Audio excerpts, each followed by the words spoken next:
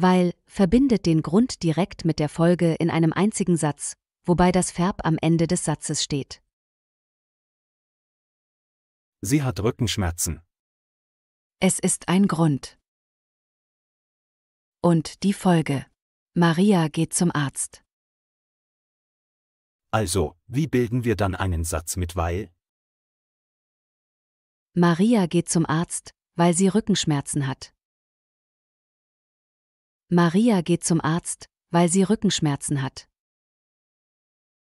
Hier steht das Subjekt sie nach der Konjunktion und das Verb steht am Ende des Satzes. Und achtet wieder darauf, dass das Verb im Hauptsatz an zweiter Stelle steht. Beispiele: Warum hast du den Rasen nicht gemäht? Warum hast du den Rasen nicht gemäht? Ich konnte den Rasen nicht mähen, weil der Rasenmäher kaputt gegangen ist. Ich konnte den Rasen nicht mähen, weil der Rasenmäher kaputt gegangen ist. Weshalb bist du nicht in die Schule gegangen? Weshalb bist du nicht in die Schule gegangen? Ich bin heute nicht in die Schule gegangen, weil ich starke Kopfschmerzen hatte. Ich bin heute nicht in die Schule gegangen, weil ich starke Kopfschmerzen hatte.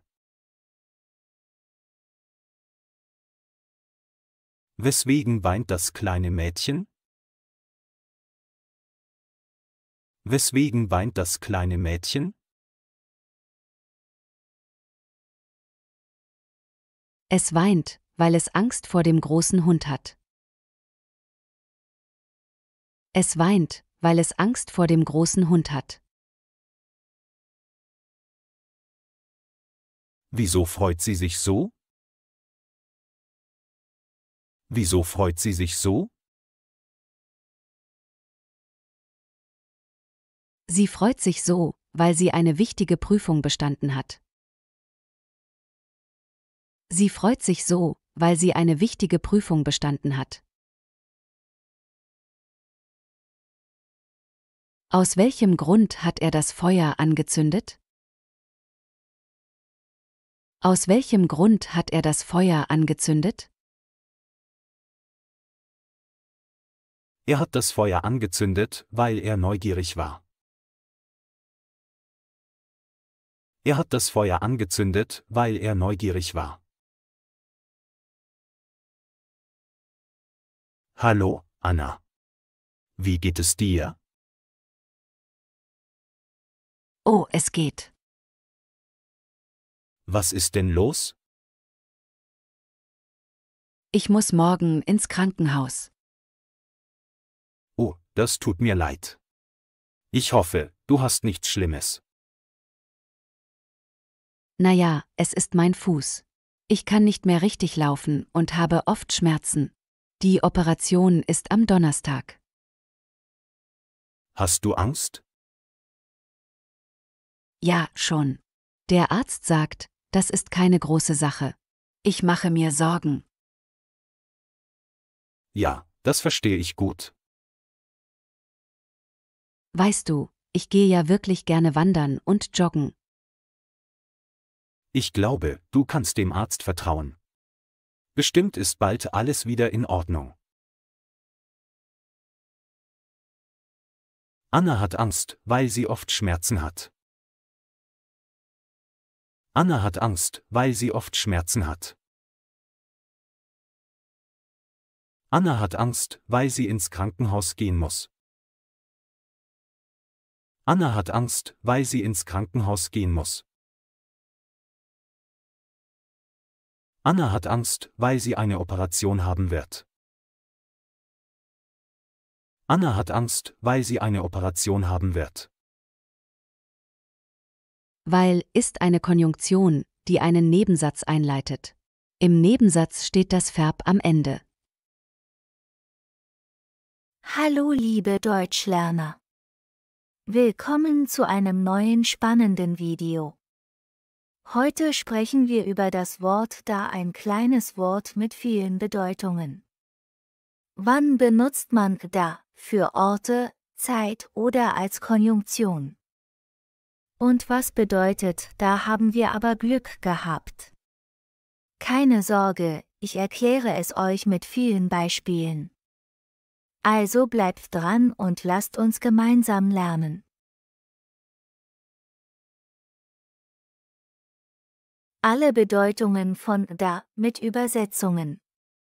Das Wort da wird im Deutschen sehr häufig verwendet und hat je nach Kontext unterschiedliche Bedeutungen. Hier sind die wichtigsten Verwendungen mit Beispielen und Übersetzungen. 1. Da als Ortsangabe, Adverb für einen Ort.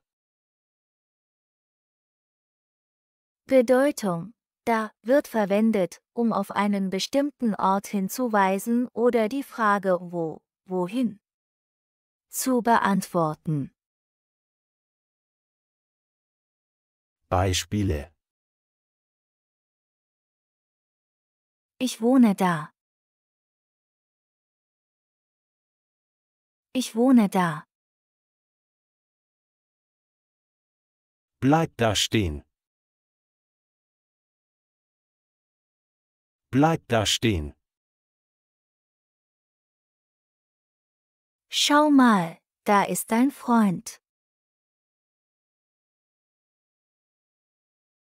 Schau mal, da ist dein Freund. Ich war noch nie da. Ich war noch nie da. Hinweis: Wenn du auf einen weiter entfernten Ort hinweisen möchtest, kannst du statt da auch dort verwenden. Ich war da. Ich war dort. Da als Zeitangabe, Adverb für eine Zeit. Bedeutung: Da kann sich auf einen bestimmten Moment in der Vergangenheit oder Zukunft beziehen. Beispiele: Ich war da noch ein Kind. Ich war da noch ein Kind. Da begann der Regen. Da begann der Regen. Ich habe dich da zum ersten Mal gesehen.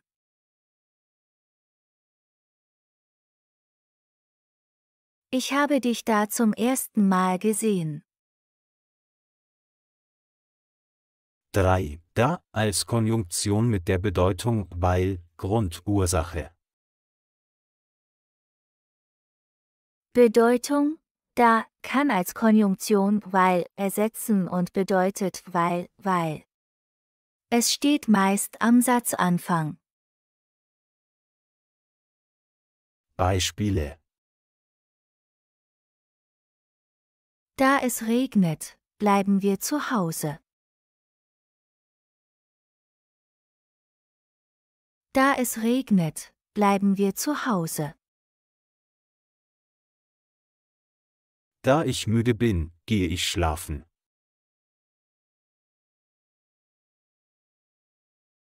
Da ich müde bin, gehe ich schlafen. Da er krank war, konnte er nicht kommen.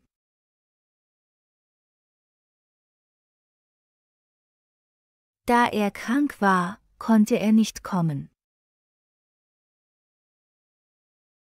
Hinweis: Da kann durch weil ersetzt werden, aber weil steht nach dem Hauptsatz, während da am Satzanfang steht. Ich bleibe zu Hause, weil es regnet.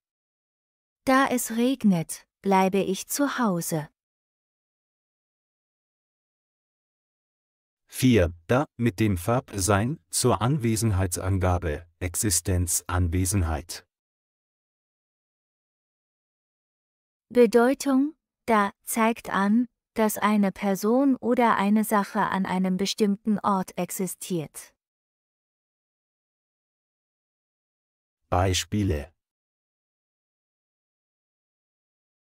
Ist dein Bruder da? Ist dein Bruder da? Ich bin gleich da. Ich bin gleich da. Der Chef ist gerade nicht da.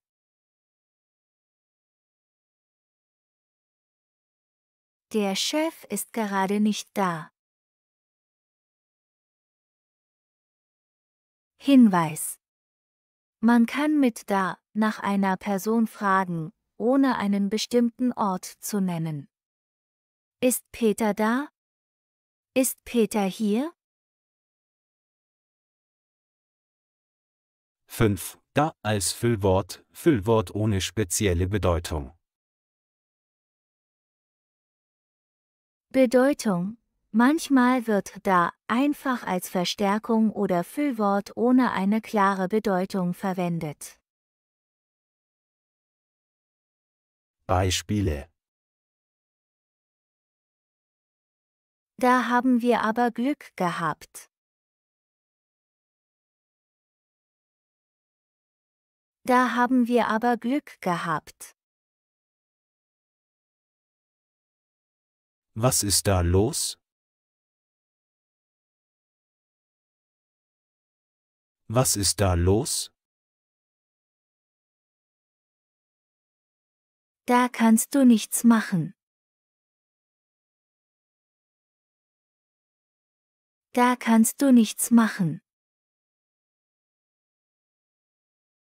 Zusammenfassung der Bedeutungen von da. Verwendung von da. Beispiele.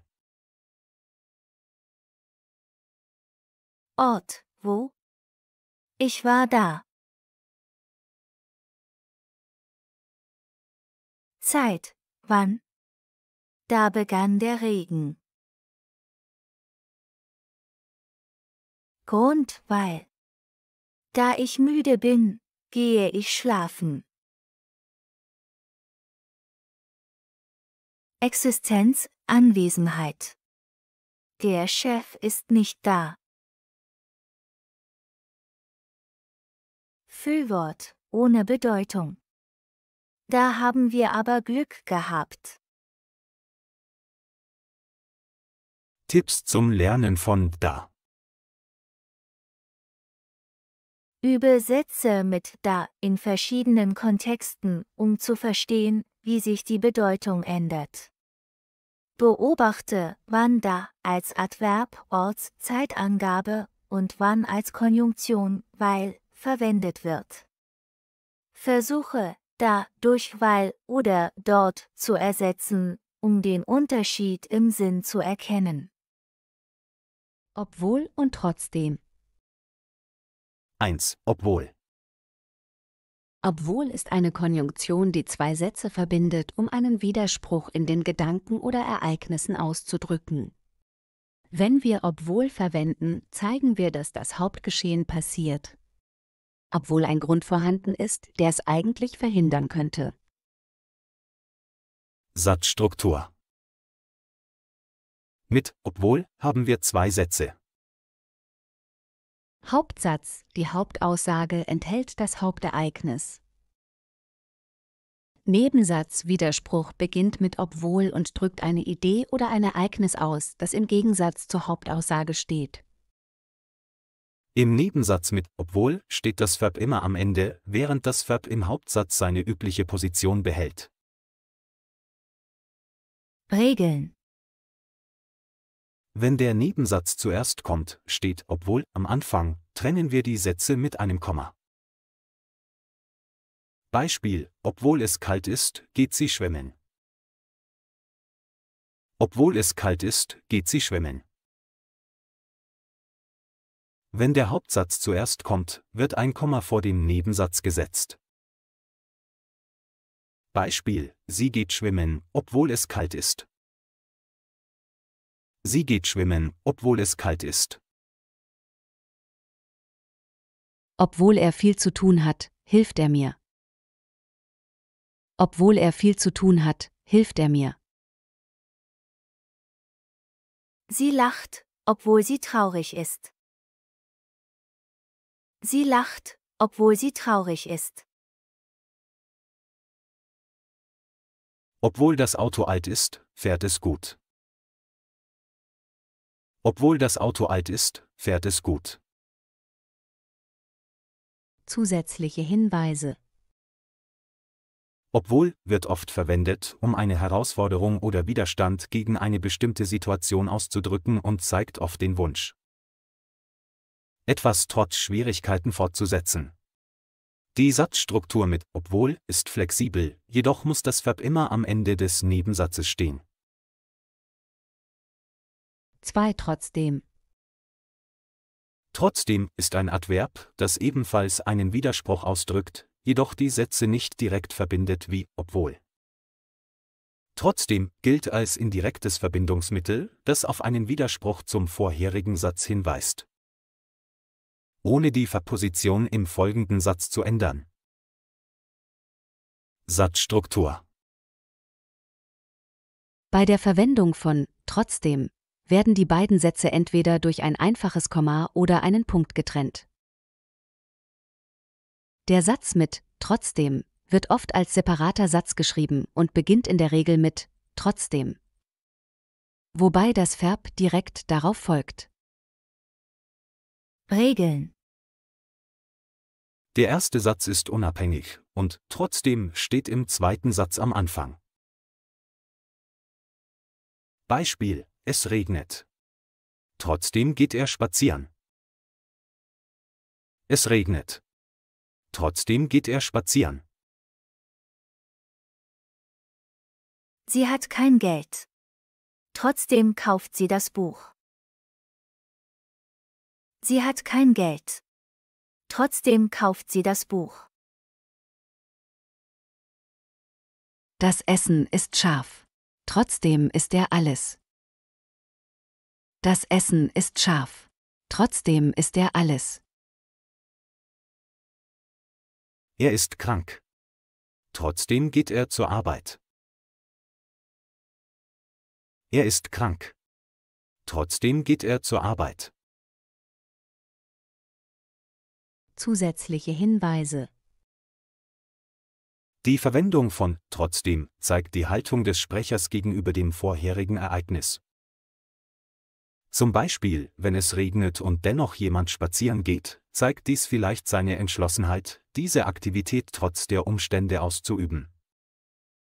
Trotzdem ist nützlich im Alltagsgespräch, um auf eine paradoxe Situation oder einen Widerstand gegen bestimmte Bedingungen hinzuweisen und ermöglicht mehr Flexibilität in der Satzgestaltung. Zusammenfassung. Obwohl wird als Konjunktion verwendet, um zwei Sätze zu verbinden und einen Widerspruch auszudrücken, wobei das Verb am Ende des Nebensatzes steht. Häufig wird obwohl am Anfang oder in der Mitte des Satzes verwendet, um einen logischen Gegensatz zwischen zwei Ideen darzustellen. Beispiel: Obwohl es regnet, geht er spazieren. Trotzdem wird als Adverb verwendet und steht am Anfang des zweiten Satzes, wobei das Verb seine normale Position nach trotzdem behält. Das macht es flexibler und einfacher in getrennten Sätzen zu verwenden. Beispiel: Es regnet. Trotzdem geht er spazieren. Beispiele. Obwohl er Angst hat, springt er ins Wasser.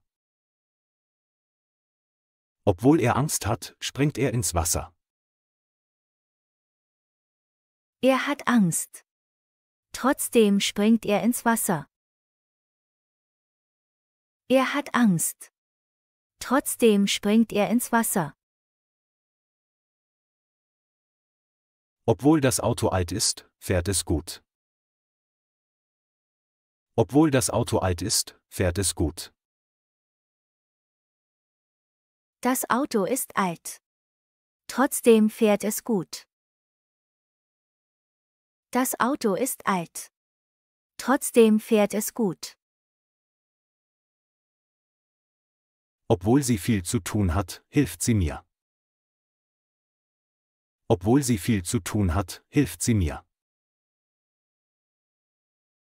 Sie hat viel zu tun. Trotzdem hilft sie mir. Sie hat viel zu tun. Trotzdem hilft sie mir. Obwohl er müde ist, arbeitet er weiter. Obwohl er müde ist, arbeitet er weiter. Er ist müde. Trotzdem arbeitet er weiter. Er ist müde. Trotzdem arbeitet er weiter. Obwohl sie krank ist, geht sie zur Schule. Obwohl sie krank ist, geht sie zur Schule. Sie ist krank. Trotzdem geht sie zur Schule. Sie ist krank. Trotzdem geht sie zur Schule. Obwohl es spät ist, bleibt er noch wach.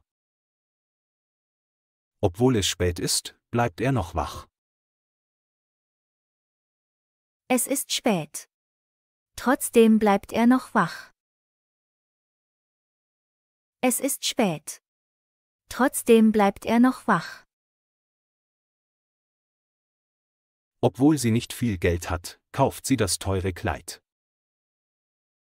Obwohl sie nicht viel Geld hat, kauft sie das teure Kleid. Sie hat nicht viel Geld. Trotzdem kauft sie das teure Kleid.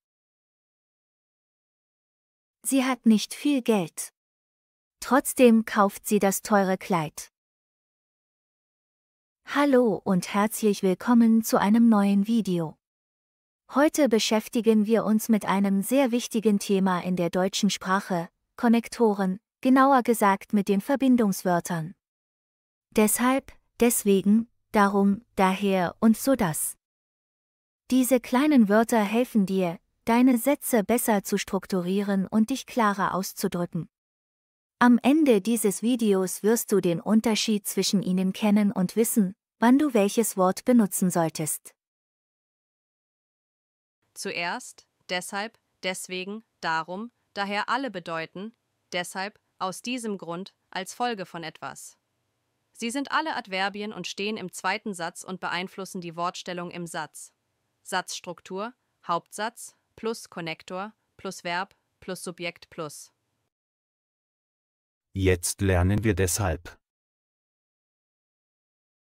Deshalb wird verwendet, um eine Folge in einem separaten Satz auszudrücken, der dem Satz mit dem Grund folgt, wobei das Verb direkt nach deshalb kommt. Ich arbeite heute nicht, deshalb habe ich Zeit. Hier formuliere ich mit deshalb meine Folge, also ich habe Zeit ist die Folge. Ich achte darauf, dass mein Verb auf Position 2 ist und das Subjekt auf Position 3. Ich arbeite heute nicht ist mein Grund. Das Gleiche gilt auch bei Modalverben. Ich kann nicht kochen, deshalb müssen wir Pizza bestellen. Hier formuliere ich mit deshalb die Folge. Und auf Position 2 steht mein Modalverb. Dann kommt mein Subjekt. Und am Ende des Satzes steht mein Verb. Beispiele. Er ist sehr krank, deshalb geht er heute nicht zur Arbeit. Er ist sehr krank, deshalb geht er heute nicht zur Arbeit. Ich lerne Deutsch, deshalb gehe ich in die Sprachschule. Ich lerne Deutsch, deshalb gehe ich in die Sprachschule. Wir haben morgen eine Prüfung, deshalb müssen wir uns sehr gut vorbereiten. Wir haben morgen eine Prüfung, deshalb müssen wir uns sehr gut vorbereiten. Ich will nach Deutschland fahren, deshalb muss ich Deutsch lernen.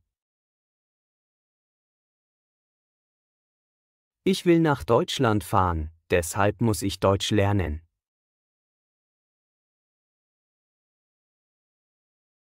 Karl mag seine Ruhe, deshalb wohnt er alleine.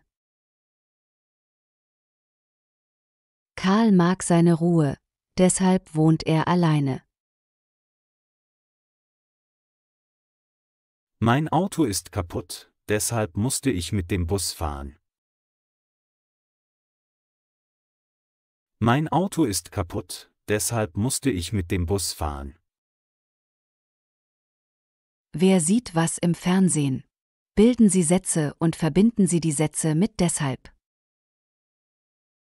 Georg, Krimis mögen. Er, keine Krimiserie, verpassen.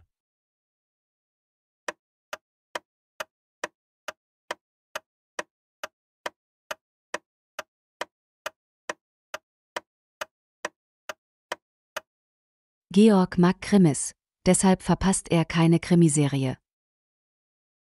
Laura, alle Fernsehsendungen mögen. Sie, immer vor den Fernseher sitzen.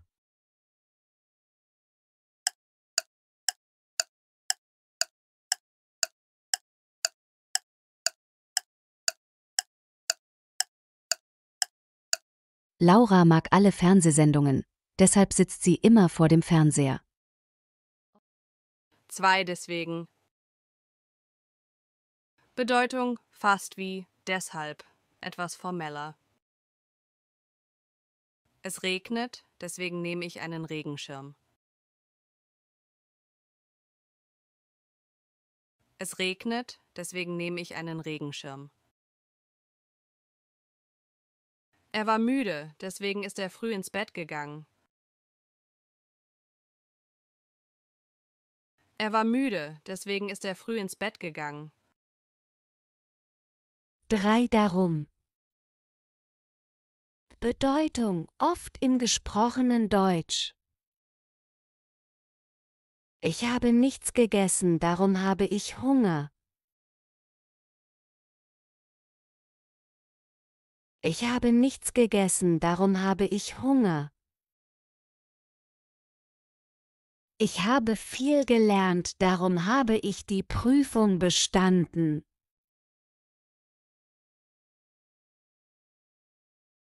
Ich habe viel gelernt, darum habe ich die Prüfung bestanden. 4 daher. Bedeutung etwas gehobener oder literarisch. Der Zug ist verspätet, daher kommen wir später. Der Zug ist verspätet, daher kommen wir später. Er ist erkältet, daher kann er nicht kommen. Er ist erkältet, daher kann er nicht kommen.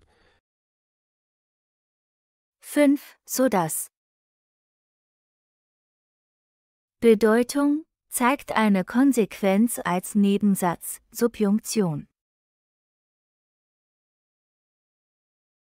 Es war laut, sodass ich nicht schlafen konnte.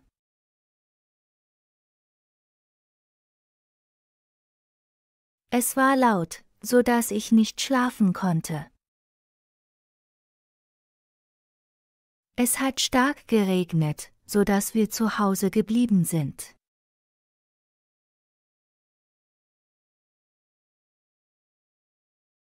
Es hat stark geregnet, sodass wir zu Hause geblieben sind. Zusätzliche Beispiele. Er hat viel trainiert, deshalb hat er den Marathon gewonnen.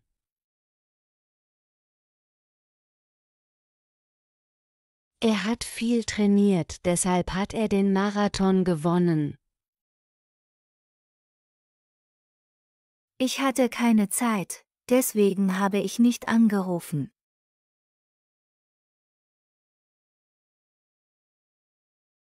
Ich hatte keine Zeit, deswegen habe ich nicht angerufen.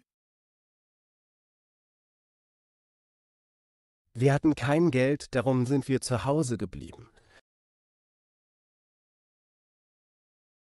Wir hatten kein Geld, darum sind wir zu Hause geblieben.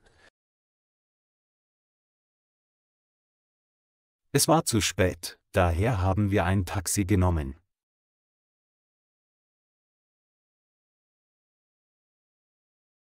Es war zu spät, daher haben wir ein Taxi genommen. Der Lehrer sprach langsam, sodass alle verstehen konnten.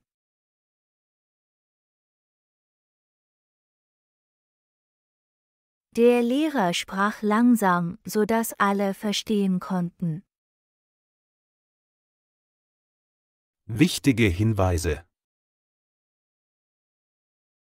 Deshalb, deswegen, darum, daher diese Adverbien drücken eine Folge, Ergebnis, aus und stehen meistens nach dem Komma am Anfang des zweiten Satzes.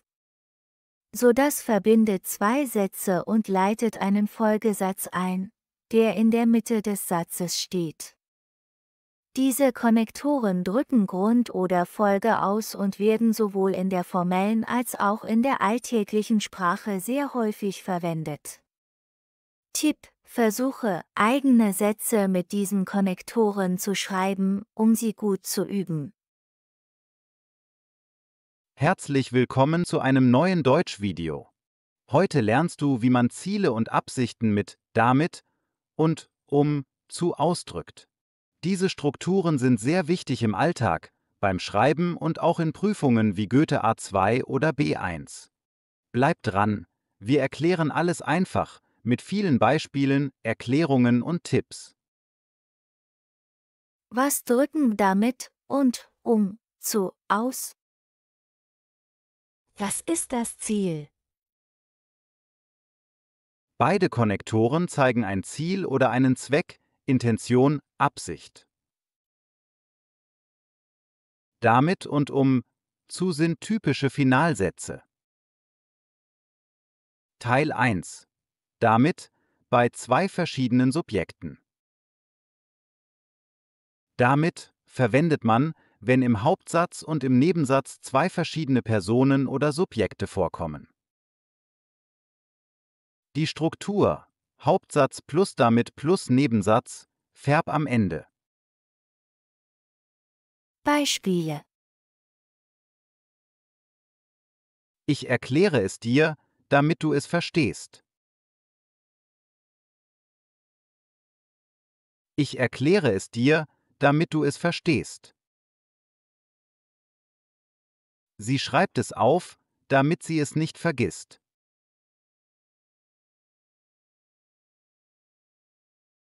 Sie schreibt es auf, damit sie es nicht vergisst. Der Lehrer spricht laut, damit alle ihn hören.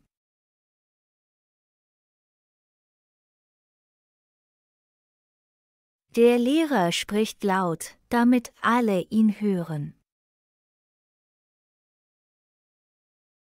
Ich lerne viel, damit ich die Prüfung bestehe.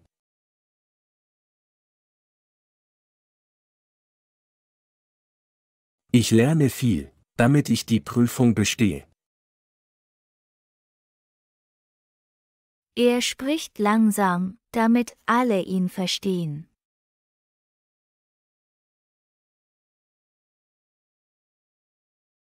Er spricht langsam, damit alle ihn verstehen. Wir kaufen ein Geschenk, damit sie sich freut.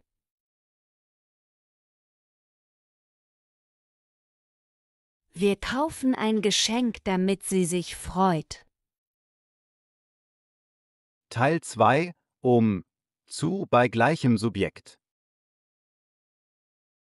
Die Struktur Hauptsatz plus plus zu plus Infinitiv am Ende. Beispiele: Ich lerne Deutsch, um in Deutschland zu arbeiten.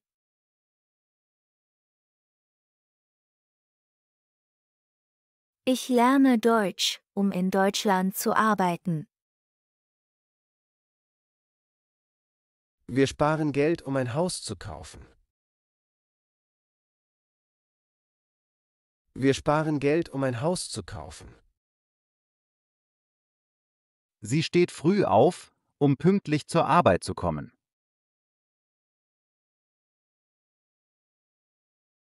Sie steht früh auf, um pünktlich zur Arbeit zu kommen. Ich lerne viel, um die Prüfung zu bestehen.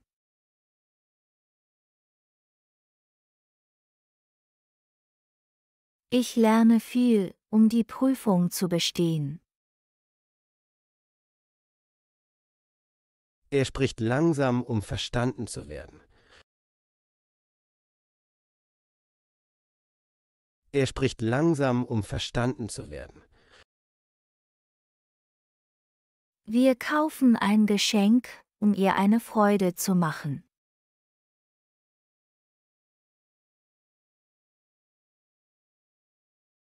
Wir kaufen ein Geschenk, um ihr eine Freude zu machen. Teil 3. Unterschied zwischen damit und zu. Punkt damit um. Zu Subjekt verschiedene Subjekte. Gleiches Subjekt, Verbform, konjugiertes. Verb am Ende, zu. Plus Infinitiv, Beispiel. Ich erkläre es dir, damit du lernst. Ich lerne, um die Prüfung zu bestehen. Stilneutral bis formell, oft stilistisch eleganter Verwendung, häufiger in Gesprächen und Dialogen, häufiger im schriftlichen Ausdruck. Teil 4. Weitere Varianten und Besonderheiten. 1. Verneinung. Man kann beide Sätze auch mit einer Negation verwenden. Ich lerne viel, damit ich nicht durchfalle. Ich lerne viel, um nicht durchzufallen. 2 Zeitformen. Die Zeitform im Nebensatz richtet sich nach dem Hauptsatz. Ich habe lange gearbeitet, damit wir genug Geld hatten. Ich arbeitete hart, um meine Familie zu unterstützen. Teil 5. Typische Verben, die oft mit zu verwendet werden. Verb lernen. Ich lerne, um zu bestehen. Sparen, ich spare, um ein Auto zu kaufen. Reisen, ich arbeite, um zu reisen. Üben, ich übe, um besser zu werden. Arbeiten, ich arbeite, um Geld zu verdienen. Teil 6. Redewendungen im Alltag. Er arbeitet hart, damit es seiner Familie gut geht.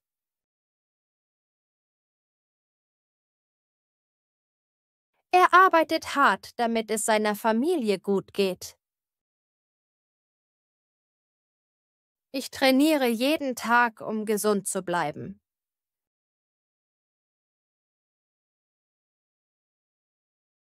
Ich trainiere jeden Tag, um gesund zu bleiben. Teil 7. Übungen. Schreibe Sätze mit damit, wenn 2 Personen vorkommen, zu, wenn nur eine Person vorkommt. Beispiel: Ich koche, damit mein Bruder isst. Ich koche, damit mein Bruder isst. Ich koche, um zu essen. Ich koche, um zu essen. Teil 8. Zusammenfassung. Punkt damit zu unterschiedliche Subjekte, gleiches Subjekt, Satzstruktur, Nebensatz mit konjugiertem Verb, Infinitiv mit zu, Frage. Warum? Warum? Beispiel: Ich rufe dich an, damit du Bescheid weißt. Ich rufe an, um Bescheid zu wissen. Hallo und herzlich willkommen zu unserem Deutschkurs. Heute lernen wir die Relativsätze, ein wichtiger Teil der deutschen Grammatik. Was sind Relativsätze? Wie benutzt man sie richtig? Welche Relativpronomen gibt es? In diesem Video erkläre ich euch alles Schritt für Schritt mit vielen Beispielen. Lasst uns starten. 1. Was ist ein Relativsatz? Ein Relativsatz ist ein Nebensatz, der zusätzliche Informationen über ein Nomen im Hauptsatz gibt.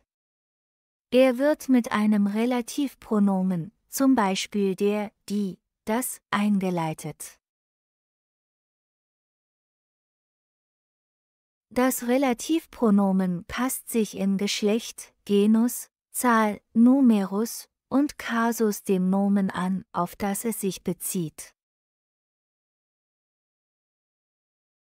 Beispiel: Das ist der Mann, der mir geholfen hat.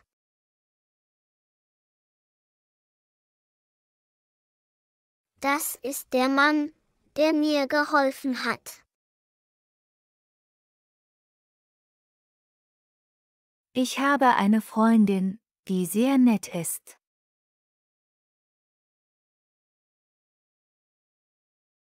Ich habe eine Freundin, die sehr nett ist. 2. Relativpronomen im Nominativ, Wer-Fall. Das Relativpronomen übernimmt die Rolle des Subjekts im Relativsatz. Die Endungen entsprechen den bestimmten Artikeln im Nominativ.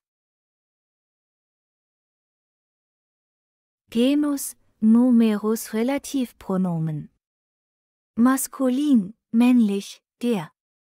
Feminin, weiblich, die. Neutrum, sächlich, das.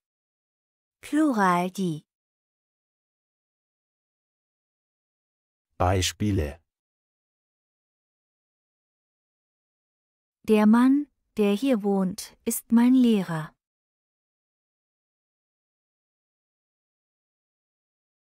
Der Mann, der hier wohnt, ist mein Lehrer. Die Frau, die im Krankenhaus arbeitet, ist sehr freundlich.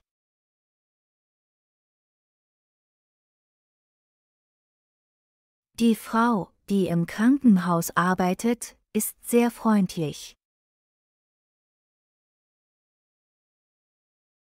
Das Auto, das vor dem Haus steht, gehört meinem Bruder.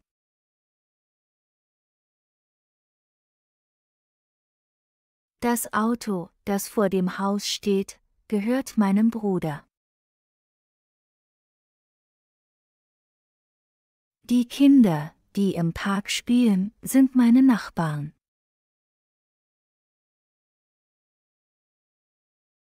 Die Kinder, die im Park spielen, sind meine Nachbarn. 3. Relativpronomen im Akkusativ, Wen-Fall. Das Relativpronomen übernimmt die Rolle des Objekts im Relativsatz. Die Endungen entsprechen den bestimmten Artikeln im Akkusativ. Genus, Numerus Relativpronomen.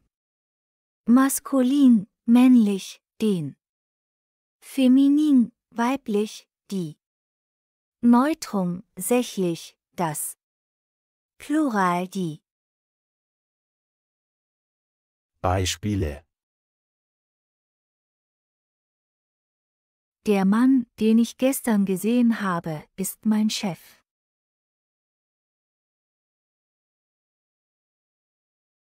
Der Mann, den ich gestern gesehen habe, ist mein Chef.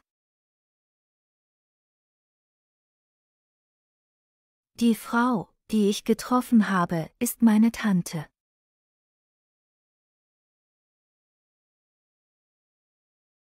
Die Frau, die ich getroffen habe, ist meine Tante.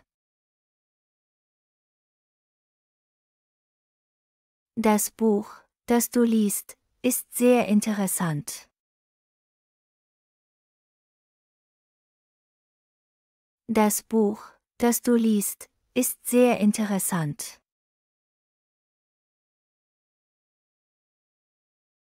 Die Schüler, die der Lehrer lobt, sind sehr fleißig.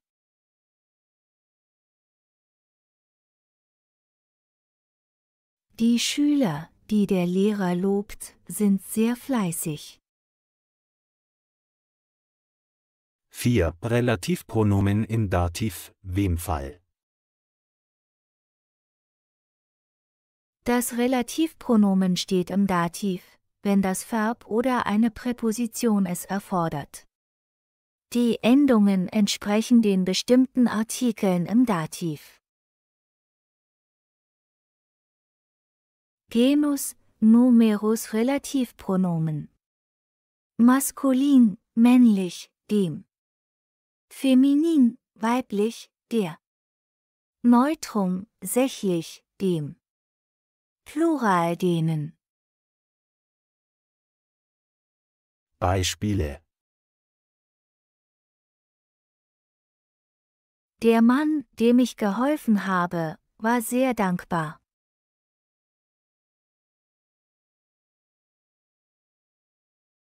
Der Mann, dem ich geholfen habe, war sehr dankbar.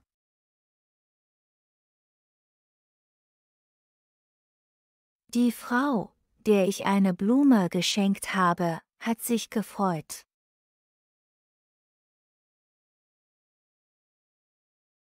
Die Frau, der ich eine Blume geschenkt habe, hat sich gefreut.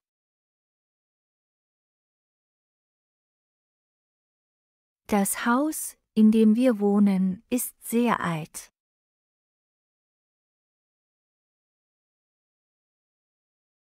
Das Haus, in dem wir wohnen, ist sehr alt.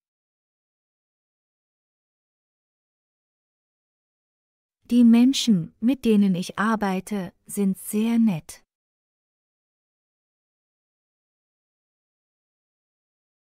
Die Menschen, mit denen ich arbeite, sind sehr nett. 5. Relativpronomen im Genitiv, wessen Fall. Im Genitiv gibt es nur zwei Formen. Dessen für Maskulinum und Neutrum.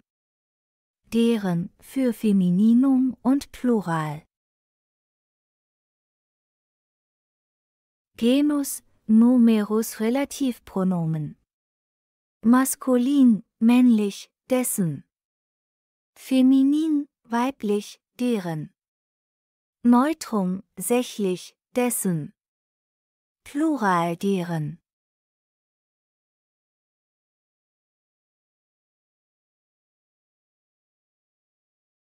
Der Mann, dessen Auto gestohlen wurde, ist sehr traurig.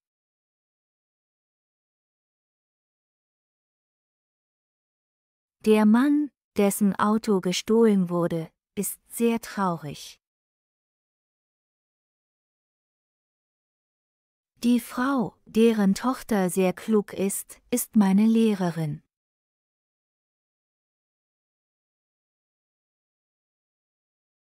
Die Frau, deren Tochter sehr klug ist meine Lehrerin.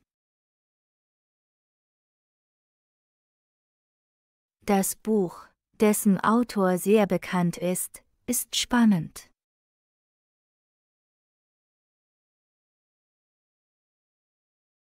Das Buch, dessen Autor sehr bekannt ist spannend. Die Kinder, deren Eltern im Ausland leben, vermissen sie sehr.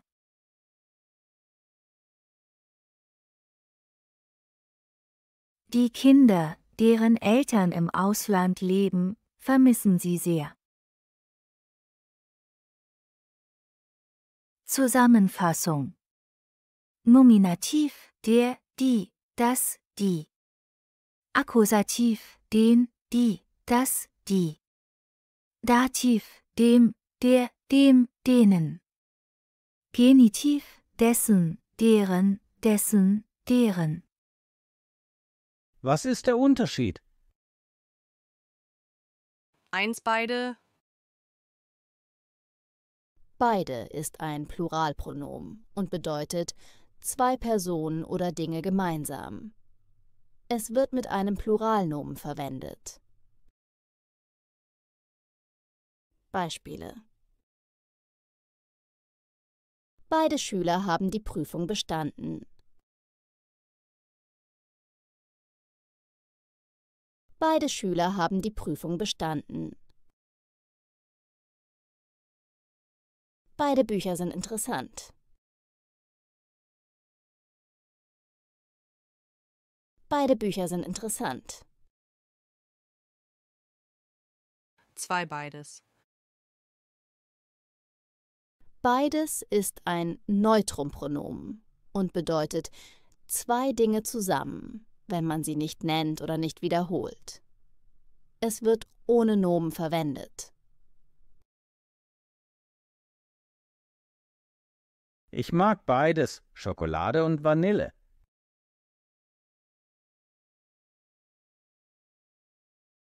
Ich mag beides, Schokolade und Vanille.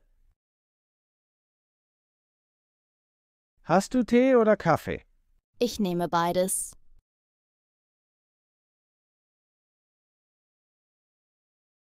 Hast du Tee oder Kaffee? Ich nehme beides. Was magst du lieber, grünen Tee oder schwarzen Tee?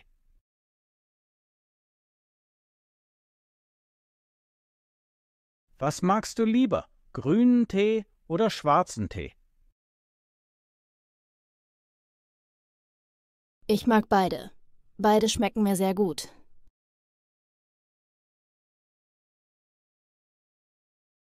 Ich mag beide. Beide schmecken mir sehr gut. Was magst du lieber, Kaffee oder Tee?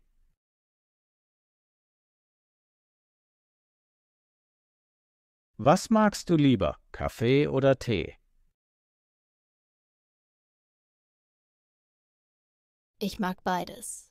Beides schmeckt mir sehr gut.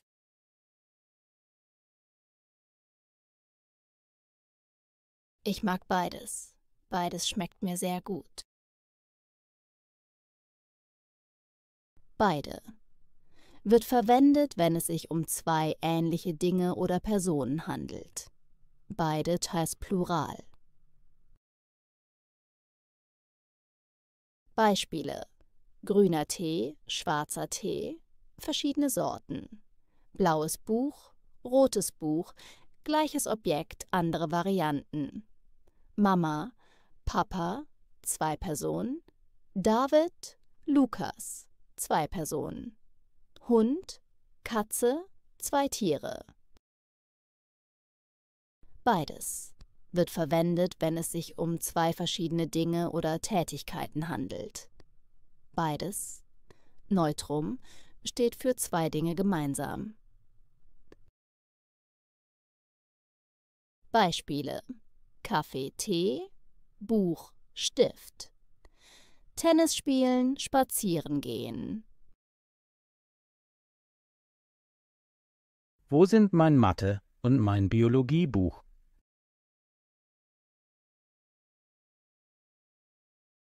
Wo sind mein Mathe- und mein Biologiebuch? Ich habe beide ins Regal gestellt. Beide sind im Regal.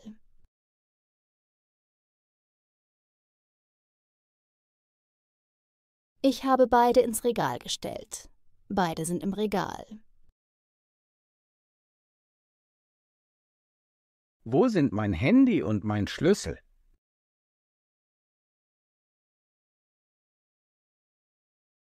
Wo sind mein Handy und mein Schlüssel?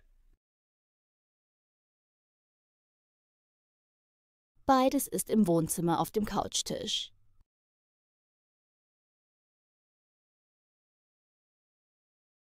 Beides ist im Wohnzimmer auf dem Couchtisch. Wer spielt im Garten, Lukas oder David?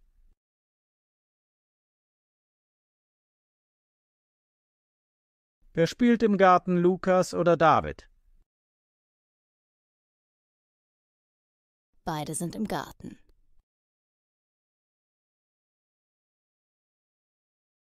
Beide sind im Garten. Was würdest du in den Garten bauen? Einen Pool oder einen Jacuzzi?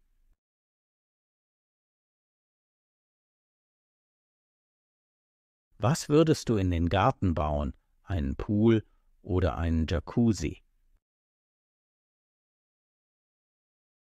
Ich habe schon beides gebaut. Ich habe schon beides gebaut. Was sind der Kater und der Hund?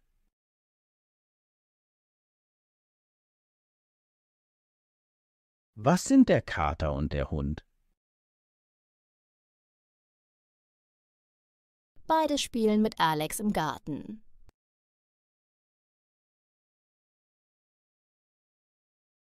Beide spielen mit Alex im Garten. Wo kann ich die Sonnencreme und den Hut finden?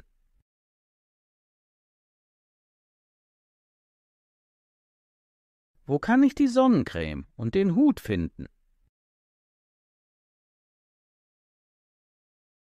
Ich habe beides in die Tasche gesteckt.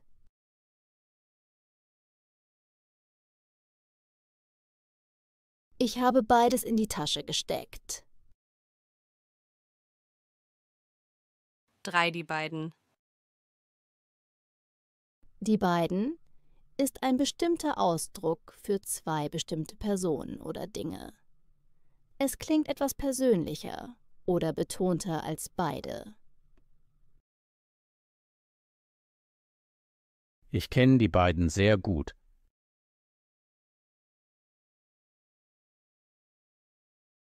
Ich kenne die beiden sehr gut. Die beiden Hunde gehören meinem Nachbarn.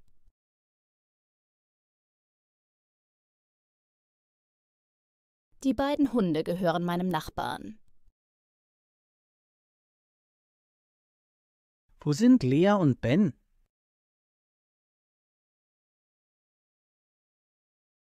Wo sind Lea und Ben? Die beiden sind im Urlaub. Die beiden sind im Urlaub. Weißt du, wo Melanie und Anita arbeiten?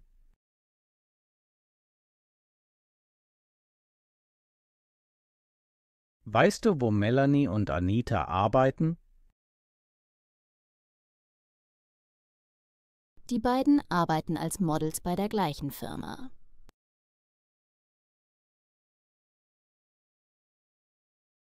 Die beiden arbeiten als Models bei der gleichen Firma. Wo sind Lucy und Toby? Wo sind Lucy und Toby? Die beiden spielen mit Garten.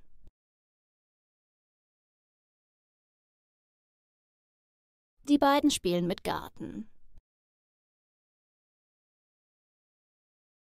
Die beiden sind verheiratet.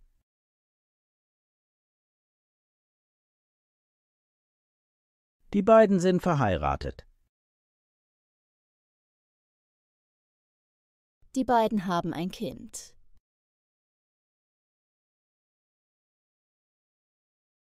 Die beiden haben ein Kind. Vergleichstabelle. Form. Typ mit, ohne Nomen. Beide Pluralpronomen mit Nomen. Beides Neutrum-Pronomen ohne Nomen. Die beiden fester Ausdruck mit oder ohne Nomen. Tipps zum Merken. Beide. Mit Nomen, beides. Ohne Nomen, die beiden. Klingt persönlicher. Was sind Doppelkonjunktionen? Doppelkonjunktionen sind Konnektoren, die paarweise auftreten. Sie verbinden zwei Wörter oder zwei Teilsätze und geben dem Satz eine komplexere Bedeutung. Oft drücken sie eine Aufzählung aus, zum Beispiel sowohl als auch, einen Gegensatz, zum Beispiel entweder oder, eine Betonung oder Überraschung, zum Beispiel nicht nur, sondern auch. Teil 1. Nicht nur, sondern auch. Die Konjunktion nicht nur, sondern auch verwendet man, um zwei Dinge zu verbinden. Und das zweite ist oft überraschend oder zusätzlich. Beide Teile sollen grammatisch gleich aufgebaut sein, also Nomen mit Nomen, Verb mit Verb oder Adjektiv mit Adjektiv. Grammatische Regel: Satzteilstruktur nicht nur plus, Nomen, Verb, Adjektiv, erster Teilsatz 1, sondern auch plus, gleiche Struktur, zweiter Teilsatz 2. Beide Teile müssen grammatisch gleich sein, also zum Beispiel Nomen mit Nomen, Verb mit Verb und so weiter. Wichtiger Hinweis: Nach, sondern auch bleibt die Wortstellung wie im Hauptsatz. Es gibt keine Inversion. Das Verb bleibt an zweiter Stelle. Beispiele: Ich mag nicht nur Pizza, sondern auch Pasta. Ich mag nicht nur Pizza, sondern auch Pasta.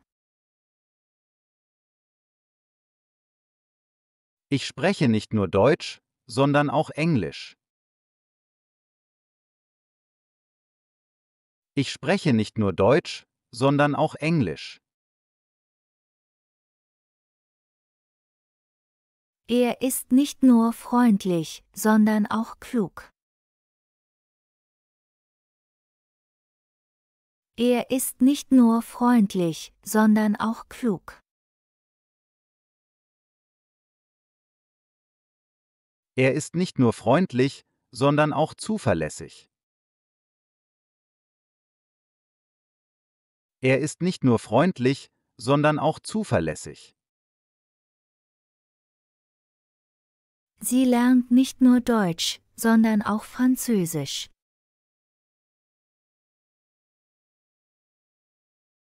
Sie lernt nicht nur Deutsch, sondern auch Französisch.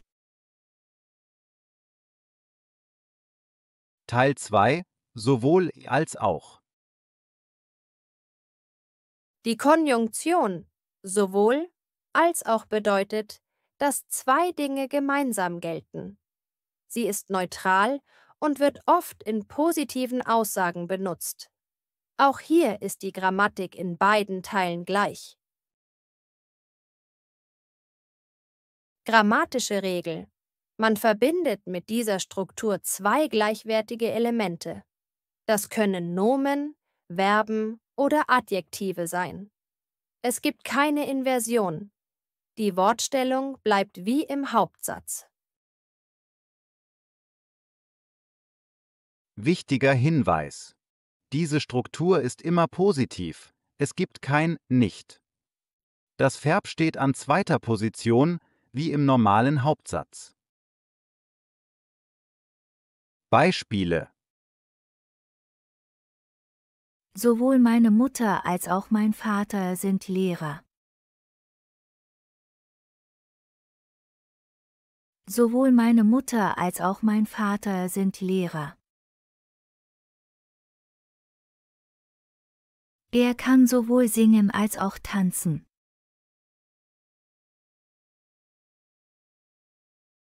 Er kann sowohl singen als auch tanzen.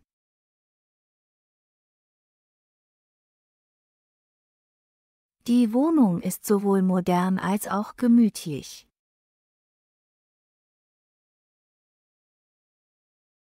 Die Wohnung ist sowohl modern als auch gemütlich.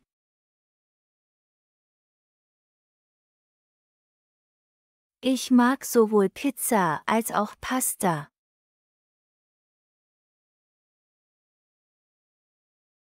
Ich mag sowohl Pizza als auch Pasta. Sowohl mein Vater als auch meine Mutter arbeiten.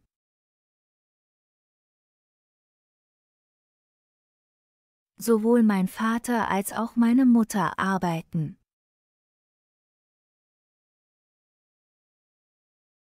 Er ist sowohl freundlich als auch hilfsbereit.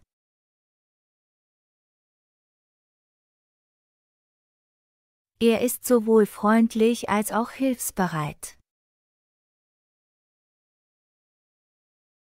Vergleich beider Konjunktionen.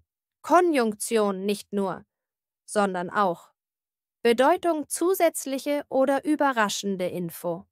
Beispiel: Er spricht nicht nur Arabisch, sondern auch Deutsch. Konjunktion sowohl als auch. Bedeutung zwei Dinge. Gleichzeitig. Beispiel: Er spricht sowohl Arabisch als auch Deutsch. Nicht nur meine Schwester, sondern auch mein Bruder spricht sowohl Englisch als auch Französisch. Nicht nur meine Schwester, sondern auch mein Bruder spricht sowohl Englisch als auch Französisch.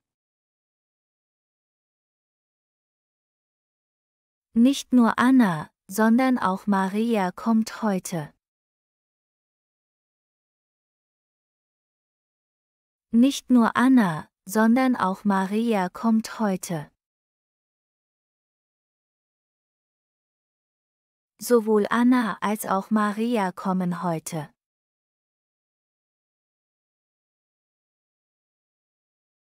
Sowohl Anna als auch Maria kommen heute. Fokusunterschied. Konjunktion. Nicht nur, sondern auch. Betonung auf die Überraschung oder zusätzliche Information. Sowohl als auch. Neutrale Aufzählung. Beide Elemente sind gleich wichtig. Teil 1. Zwar, aber. Bestätigung plus Einschränkung. Bedeutung: Zwar, aber wird benutzt, wenn man etwas zuerst bestätigt, dann aber einschränkt oder widerspricht. Typisch für Alltagssprache und Schreiben, Argumentation und Meinungsäußerung, Gegensätze in einem Satz klarmachen. Grammatik: Zwar steht im ersten Teilsatz, aber leitet den zweiten Teilsatz ein. Keine Inversion nach aber. Verb bleibt auf Position 2. Beispiele: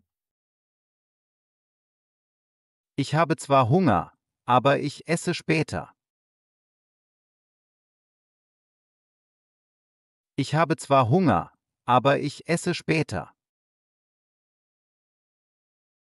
Sie spricht zwar langsam, aber sehr deutlich. Sie spricht zwar langsam, aber sehr deutlich. Ich habe zwar keine Zeit, aber ich helfe dir trotzdem.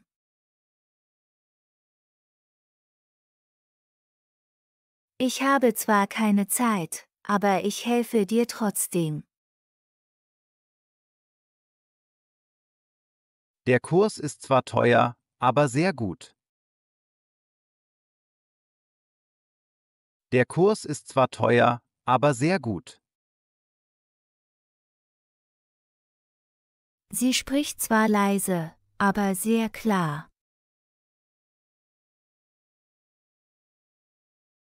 Sie spricht zwar leise, aber sehr klar. China war für Adrian zwar fremd, aber interessant.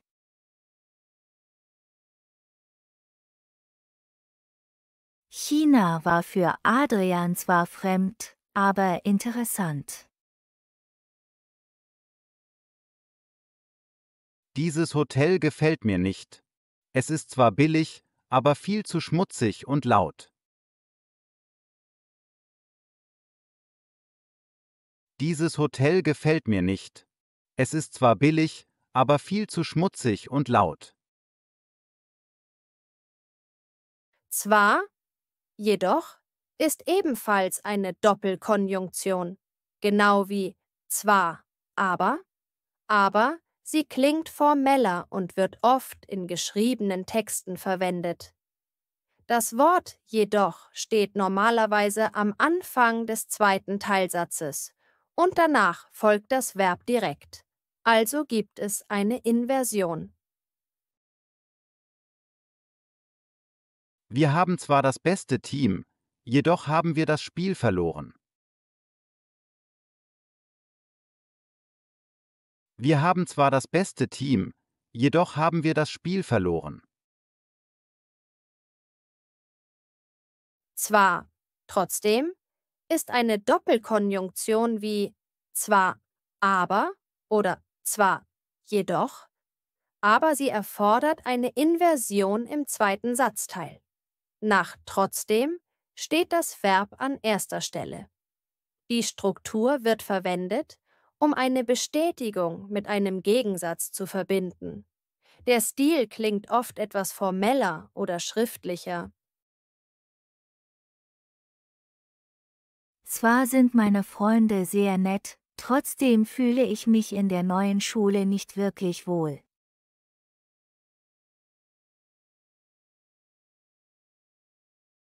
Zwar sind meine Freunde sehr nett, trotzdem fühle ich mich in der neuen Schule nicht wirklich wohl.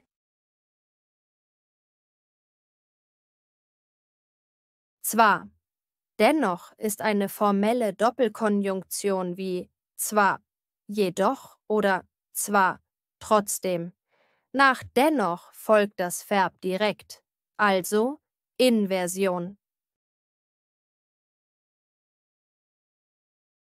Zwar kann sie nicht schwimmen, dennoch fährt sie mehrmals im Sommer ans Meer. Zwar kann sie nicht schwimmen, dennoch fährt sie mehrmals im Sommer ans Meer.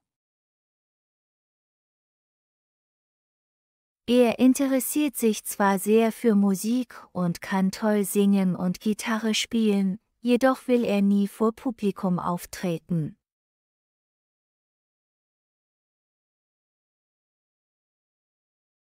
Er interessiert sich zwar sehr für Musik und kann toll singen und Gitarre spielen, jedoch will er nie vor Publikum auftreten. Mein Bruder und seine Musikkarriere. Mein Bruder Tom interessiert sich zwar sehr für Musik, aber er möchte keinen Beruf daraus machen. Er kann zwar sehr gut singen und spielt auch hervorragend Klavier, jedoch übt er nur selten. Zwar hat er schon bei mehreren Wettbewerben gewonnen, dennoch sieht er Musik nur als Hobby. Er wurde zwar zu einem Auftritt im Fernsehen eingeladen, trotzdem hat er abgesagt. Mein Bruder und seine Musikkarriere. Mein Bruder Tom interessiert sich zwar sehr für Musik, aber er möchte keinen Beruf daraus machen. Er kann zwar sehr gut singen und spielt auch hervorragend Klavier, jedoch übt er nur selten. Zwar hat er schon bei mehreren Wettbewerben gewonnen, dennoch sieht er Musik nur als Hobby. Er wurde zwar zu einem Auftritt im Fernsehen eingeladen, trotzdem hat er abgesagt. Teil 2. Einerseits. Andererseits. Zwei Perspektiven. Bedeutung: einerseits, andererseits zeigt zwei verschiedene Seiten eines Themas oder Problems. Meistens ist es kein starker Widerspruch, sondern einfach eine doppelte Sichtweise. Typisch für Diskussionen, Argumentationen, Essays, E-Mails, B1, B2 Prüfungen, wenn du beide Seiten eines Themas zeigen willst. Grammatik. Beide Konjunktionen stehen oft am Satzanfang danach. Verb steht auf Position 2. Inversion möglich. Beispiele. Einerseits möchte ich ein neues Handy, andererseits ist es zu teuer. Einerseits möchte ich ein neues Handy, andererseits ist es zu teuer.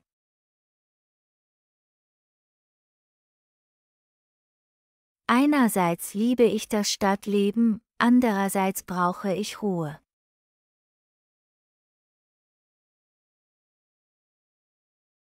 Einerseits liebe ich das Stadtleben, andererseits brauche ich Ruhe. Einerseits finde ich die Arbeit interessant, andererseits ist sie stressig.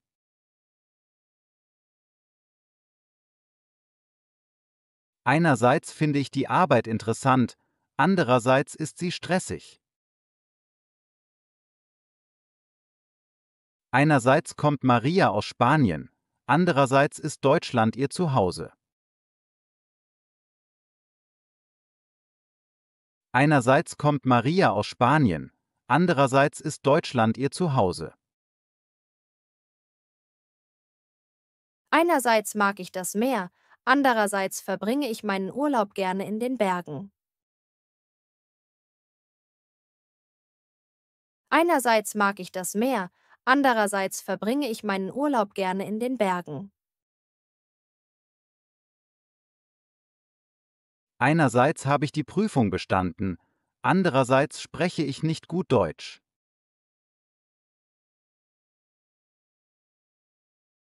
Einerseits habe ich die Prüfung bestanden, andererseits spreche ich nicht gut Deutsch. Einerseits ist Gemüse gesund, andererseits schmeckt es vielen Kindern nicht.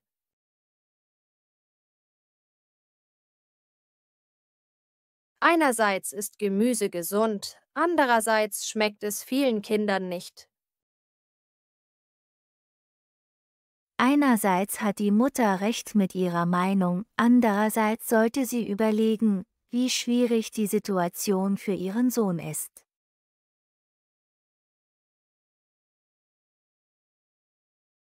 Einerseits hat die Mutter recht mit ihrer Meinung, andererseits sollte sie überlegen, wie schwierig die Situation für ihren Sohn ist.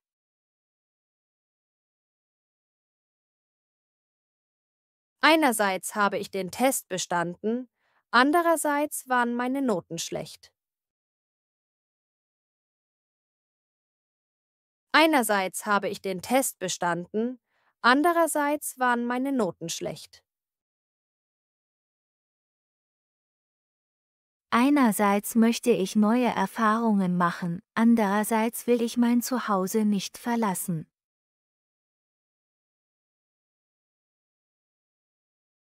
Einerseits möchte ich neue Erfahrungen machen, andererseits will ich mein Zuhause nicht verlassen. Einerseits liebe ich mein Smartphone, andererseits verbringe ich zu viel Zeit damit.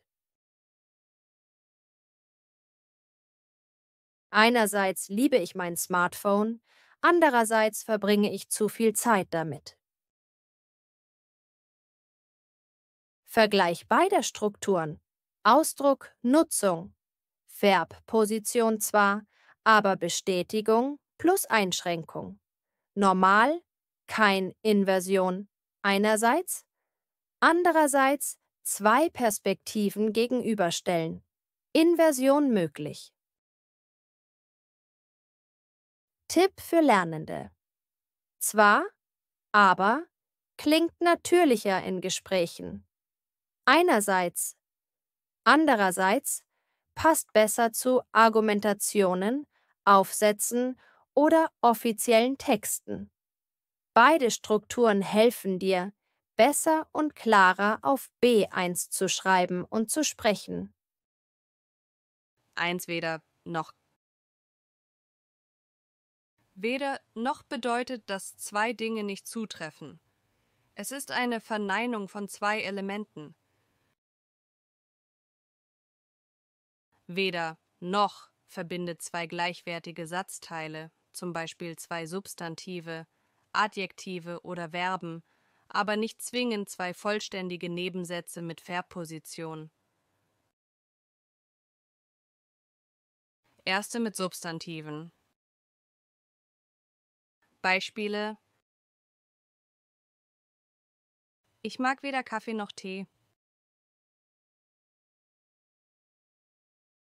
Ich mag weder Kaffee noch Tee. Zweites mit Verben. Wir haben weder gelesen noch geschrieben.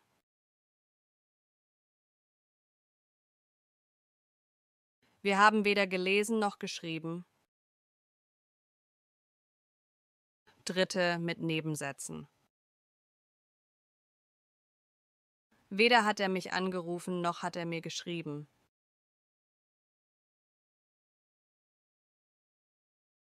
Weder hat er mich angerufen, noch hat er mir geschrieben.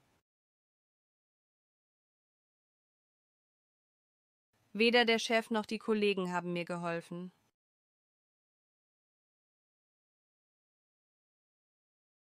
Weder der Chef noch die Kollegen haben mir geholfen. Ich esse weder Fleisch noch Fisch.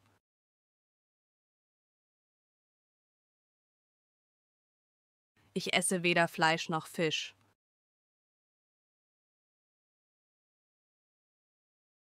Weder heute noch morgen habe ich Zeit.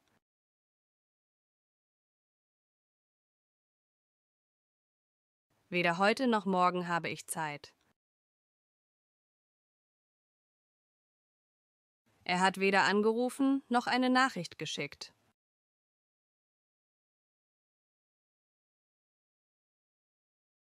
Er hat weder angerufen noch eine Nachricht geschickt. Weder die Prüfung noch die Hausaufgaben waren leicht.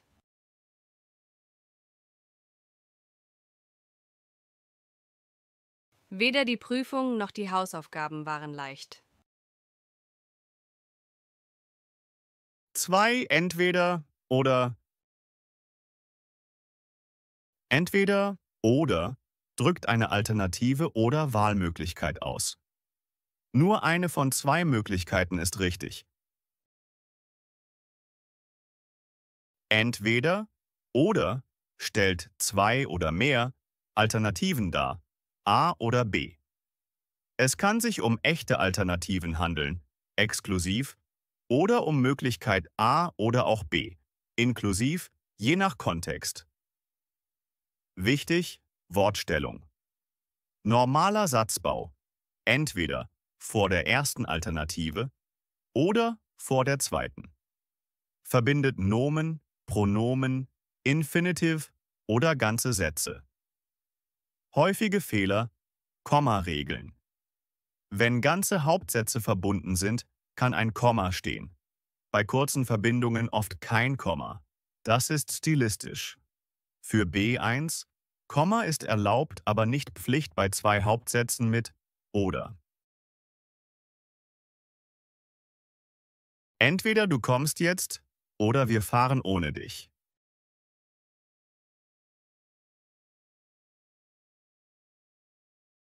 Entweder du kommst jetzt oder wir fahren ohne dich.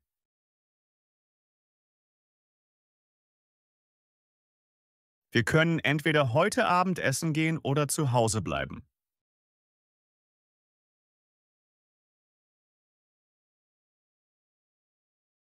Wir können entweder heute Abend essen gehen oder zu Hause bleiben.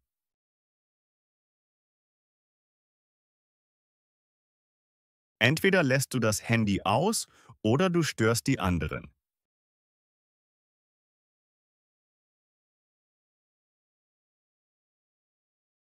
Entweder lässt du das Handy aus oder du störst die anderen.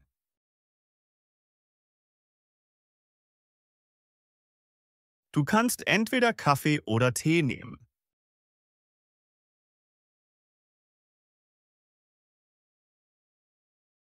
Du kannst entweder Kaffee oder Tee nehmen.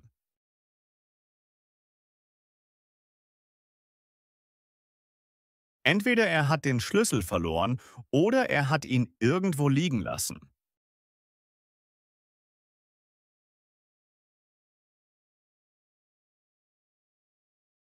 Entweder er hat den Schlüssel verloren oder er hat ihn irgendwo liegen lassen. 3 einerseits, andererseits. Einerseits, andererseits verwendet man, um zwei gegensätzliche Aspekte einer Sache darzustellen. Oft um abzuwägen, Pro und Contra. Typisch in Argumentationen.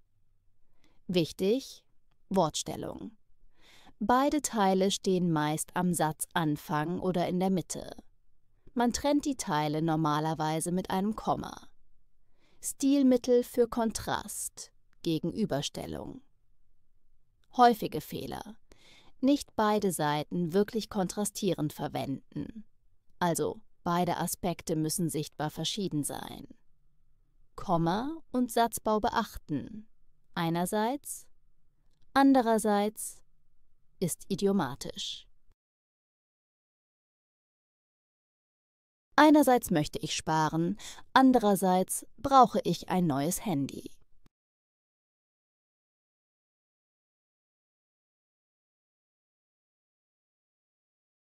Einerseits möchte ich sparen, andererseits brauche ich ein neues Handy.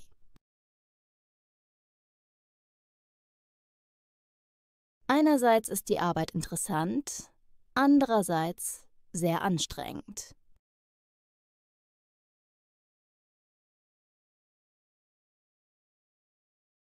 Einerseits ist die Arbeit interessant, andererseits sehr anstrengend.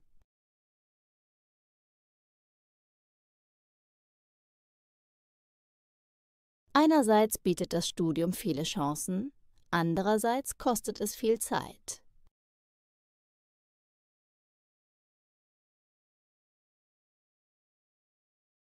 Einerseits bietet das Studium viele Chancen, andererseits kostet es viel Zeit.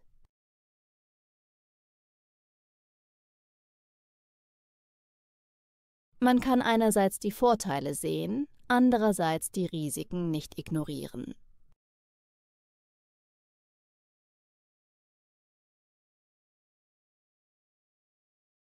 Man kann einerseits die Vorteile sehen, andererseits die Risiken nicht ignorieren.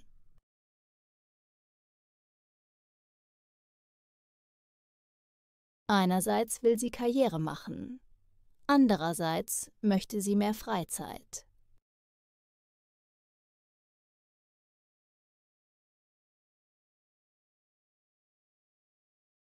Einerseits will sie Karriere machen, andererseits möchte sie mehr Freizeit. 4 je desto oder je umso. Je desto, häufig auch je umso, ist die Komparativkorrelation. Je plus Komparativ oder Adverb. Desto plus Komparativ drückt aus, je mehr A, desto mehr B. Beide Teilsätze sind Hauptsätze und werden durch ein Komma getrennt. Regel, Wortstellung, Aufbau, je plus, wie viel, Komparativ. Plus, Subjekt, plus Prädikat, desto plus Komparativ, plus Subjekt, plus Prädikat. Beide Teilsätze stehen als Hauptsätze, Verb in Position 2. Alternativ, je früher, desto besser. Kurzformen sind üblich. Häufige Fehler. Verb oder Wortstellung verwechseln. Kein das verwenden. Kein Komma weglassen. Bei 2 Hauptsätzen steht ein Komma. Je früher du kommst, desto einfacher findest du einen Parkplatz.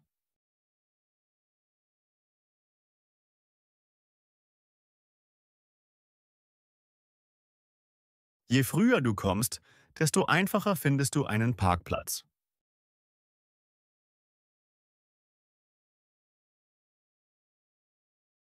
Je mehr ich übe, desto sicherer fühle ich mich im Test.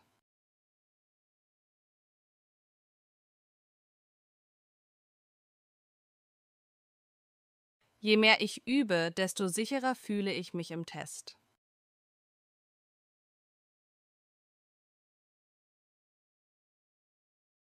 Je länger das Meeting dauert, desto müder werde ich.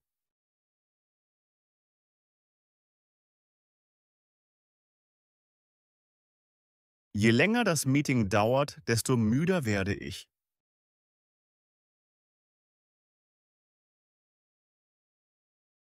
Je besser das Wetter ist, desto mehr Leute gehen spazieren.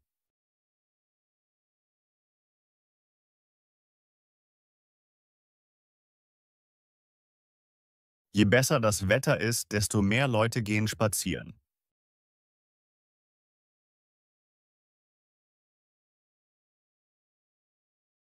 Je älter man wird, desto wichtiger wird die Gesundheit.